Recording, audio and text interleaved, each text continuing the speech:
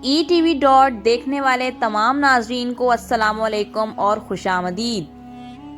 ناظرین، آج کی ویڈیو میں ہم تاریخ کے اس ظالم انسان کا ذکر کریں گے جو رات کے اندھیرے میں انسانوں کا خون پیتا تھا، جس کے ظلم و ستم نے حدیں پار کر دیں۔ ناظرین، ڈریکولا نام سے تو ہم سبھی واقف ہیں اور یقیناً اس پر بنی موویز بھی آپ نے دیکھی ہوں گی، جس کے اندر ایک ایسا ظالم اور طاقتور شخص دکھایا جاتا ہے جو کہ رات کے اندھیرے میں اپنے تابوت سے نکلتا ہے اور لوگوں کو تلاش کر کے ان کا خون بھی پیتا ہے۔ ناظرین، ڈریکولا سے متعلق حیران کر دینے والی بات یہ ہے کہ دن کی روشنی اس کے لیے موت کا پیغام ہوتی تھی، جسے وہ بالکل بھی برداشت نہیں کر سکتا تھا۔ یہی نہیں بلکہ دن کی روشنی اس کی موت کا سبب بھی بن سکتی تھی، یعنی جب اس پر سورج کی روشنی پڑتی تو وہ جل کر راکھ ہو جاتا تھا۔ آپ کو بتاتے چلیں کہ ہالی ووڈ، بالی ووڈ اور دنیا کے بہت سے ممالک میں ڈریکولا نامی شخص پر بہت سی فلمیں بھی بن چکی ہیں، لیکن بہت کم لوگ ایسے ہیں جو اس کی حقیقت کے بارے میں جانتے ہیں کہ آخر اس کردار کی حقیقت کیا ہے۔ تو ناظرین، آپ کو بتاتے چلیں کہ ڈریکولا کوئی فکشنل یعنی کوئی فرضی کردار بالکل بھی نہیں ہے، بلکہ تاریخ میں گزرا ایک اہم کردار ہے جو کہ سلطنت عثمانیہ کے دور میں بھی موجود تھا، اور سلطان محمد فاتح کے ساتھ ڈریکولا کی کئی بار جنگ بھی ہوئی۔ اس تاریخی کردار کی حقیقت کیا ہے اور آخر کیسے یہ انسان اتنا خوفناک اور بھیانک بنا، اس کے متعلق تفصیل سے ہم آپ کو آج کی اس ویڈیو میں بتائیں گے، تو ویڈیو کو آخر تک ضرور دیکھیں، اور ویڈیو پسند آئے تو اسے لائک کریں، کمنٹ کریں اور اپنے دوستوں کے ساتھ شیئر بھی ضرور کریں۔ ناظرین، جیسا کہ ہم نے دیکھا کہ حال ہی میں ایک ڈریکولا نامی فلم ریلیز ہوئی، جس میں ڈریکولا سے متعلق ڈیٹیل سے بتایا گیا۔ ڈریکولا کا لفظ ڈریکول سے اخذ کیا گیا ہے، جس کا مطلب ہے کیلوں والا، یا دوسرے الفاظوں میں ہم یوں بھی کہہ سکتے ہیں کہ شیطان کا بیٹا۔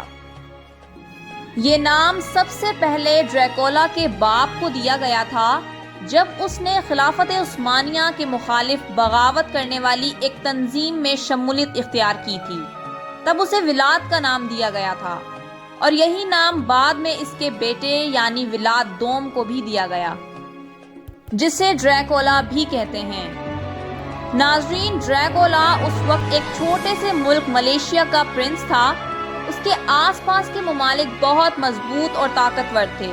سلطنت عثمانیہ کے حکمران سلطان محمد فاتح کی فوجوں نے جب مغربی یورپ کی جانب پیش قدمی کی تو اس وقت شمالی رومانیہ کی فوجوں نے عثمانیوں کے ساتھ جنگ کرنے کا منصوبہ تو بنایا، لیکن ان کی فوجی طاقت اس وقت بہت کمزور تھی، اور اسی وجہ سے وہ سلطنت عثمانیہ کے ساتھ امن معاہدہ کرنے پر مجبور ہو گئے۔ اس معاہدے کے مطابق ڈریکولا کے باپ یعنی ولاد نے اپنے بیٹے ولاد دوم کو اعلیٰ تعلیم حاصل کرنے کے لیے استنبول بھیج دیا، جو کہ سلطنت عثمانیہ کا مرکز ہوا کرتا تھا۔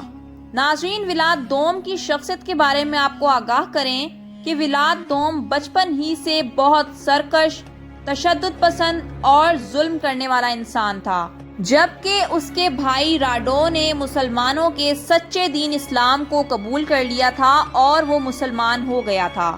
ولاد دوم کی جب تعلیم مکمل ہو گئی تو سلطنت عثمانیہ کے سلطان نے اسے اس کے ملک ولاکیہ بھیج دیا، جہاں جا کر وہ اپنے والد کے بعد اپنے ملک کا تخت سنبھال سکے، اور ولاد دوم نے رومانیہ جانے کے بعد اپنی حکومت وہاں قائم کر لی، اور حکمرانی ملتے ہی ولاد دوم کی انتہائی ظالمانہ فطرت ابھر کر سامنے آنے لگی، اور یہی ولاد دوم بعد میں ڈریکولا بن گیا۔ ناظرین، اسے ڈریکولا کا نام اس کی فطرت یعنی ظلم و ستم کرنے کی وجہ سے ملا، جو کہ بعد میں مشہور ہو گیا۔ ناظرین، آپ کو مزید بتاتے چلیں کہ سلطان نے ولاد II سے معاہدہ کیا تھا کہ وہ اپنے ملک واپس جا کر ایک مخصوص ٹیکس سلطنت عثمانیہ کو ادا کرتا رہے گا، لیکن ولاد II نے جب حکمرانی سنبھالی تو وہ سلطنت عثمانیہ کو بالکل ہی بھول گیا اور یہ ٹیکس سلطنت عثمانیہ کو معاشی طور پر مضبوط کرنے کے لیے بہت ضروری تھا۔ اسی لیے عثمانیہ سلطان نے ایک وفد کو ولاد II کی جانب بھیجا۔ انہوں نے دربار میں جا کر ولاد II سے کہا کہ ہمیں سلطان نے آپ سے ٹیکس لینے کے لیے یہاں بھیجا ہے۔ ولاد II نے ان سے کہا کہ وہ اپنے سر کی پگڑیاں اتار کر دربار میں حاضر ہوں۔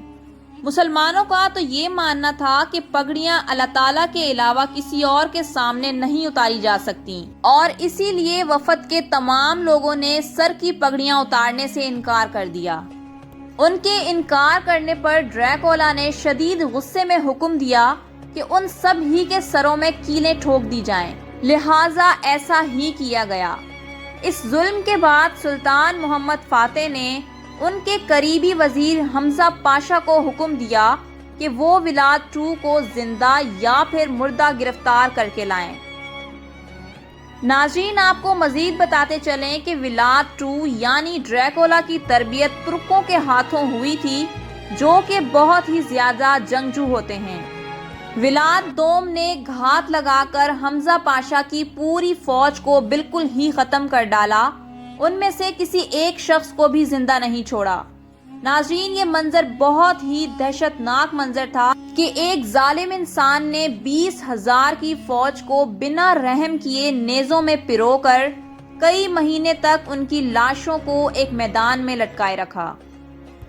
اس کے بعد سلطان نے ولاد II کے بھائی راڈو، جو کہ مسلمان ہو چکا تھا، اسے ڈریکولا سے جنگ کرنے کے لیے روانہ کیا، جس نے بہت ہمت اور بہادری سے لڑتے ہوئے ولاد II یعنی ڈریکولا کو میدان جنگ میں شکست دی اور اسے قید کر کے زندان میں ڈال دیا۔ اس کے بعد راڈو کی وفات کے بعد ملک میں خانہ جنگی کی وجہ سے ڈریکولا ایک بار پھر سے آزاد ہوا اور بالآخر 1476 میں سلطان محمد دوم کی فوج نے ڈریکولا کی فوج سے جنگ کی اور اس جنگ میں ڈریکولا کی موت ہوئی۔ اس کی موت کے بعد اس کا سر کاٹ کر استنبول کے مرکزی دروازے پر لٹکایا گیا۔ ناظرین، ڈریکولا کے بارے میں یہ مشہور ہے کہ اسے انسانوں کا خون پینے کی عادت تھی اور وہ انسانوں کا گوشت کھایا کرتا تھا۔ اس بات میں کتنی حقیقت ہے یہ کہنا تو مشکل ہے، لیکن یہ بات تو بالکل درست ہے کہ وہ ایک ظالم اور سرکش انسان تھا۔ اسی کے ساتھ ہم اپنی ویڈیو کا اختتام کرتے ہیں۔ ایسے ہی مزید ہسٹوریکل فیکٹس جاننے کے لیے ہمارے چینل ETV.co سبسکرائب کر لیں۔ شکریہ۔